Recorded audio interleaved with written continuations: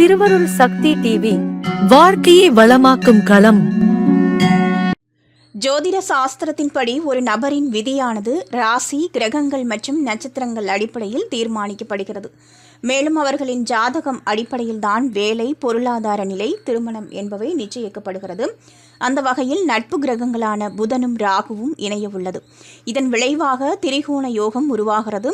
இதனால் குறிப்பிட்ட சில ராசிக்காரர்களுக்கு பொருளாதார ரீதியாக அதிர்ஷ்டம் கிடைக்க உள்ளது.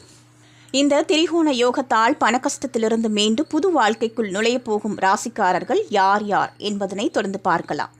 சிம்ம ராசியில் லக்னத்தில் புதன் சஞ்சாரிக்க உள்ளது. அத்துடன் ராகு சிம்ம ராசிக்காரர்களின் 8வது வீட்டில் இருக்கிறார்.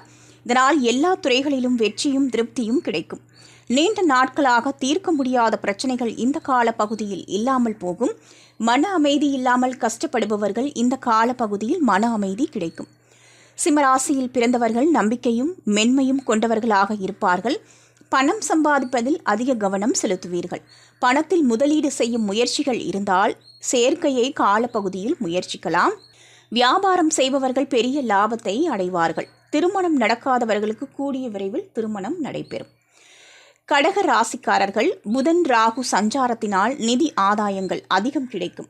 அனைத்து துறைகளிலும் அதிர்ஷ்டத்தின் பார்வை இருக்கும். இதனால் எந்த முயற்சி செய்தாலும் வெற்றி நிச்சயம். புதிய வருமானத்திற்கான வாய்ப்புகள் பல கிடைக்கும். உறுதியான பேச்சு மூலம் உங்களிடம் இருக்கும் நம்பிக்கை வெளிப்படுத்துவீர்கள். பல துறைகளில் இருந்து நிதி ஆதாயம் கிடைக்கும். வெளிநாட்டில் வியாபாரம் செய்பவர்கள் நன்மை அடைவார்கள். பொருளாதார நிலை மேம்படுவதால் பணம் உங்கள் வீடுகளில் குவியும். துலா ராசியில் பிறந்தவர்கள் இந்த சேர்க்கையால் வெளிநாட்டிலிருந்து பணம் வர வாய்ப்புள்ளது. வெளிநாட்டில் உயர்கல்வி பெற நினைப்பவர்கள் இந்த காலப்பகுதியில் முயற்சிக்கலாம். அதிர்ஷ்டத்தின் முழு ஆதரவு துலாம் ராசிக்கு உள்ளது. போட்டித் தேர்வுகளில் வெற்றி பெறலாம்.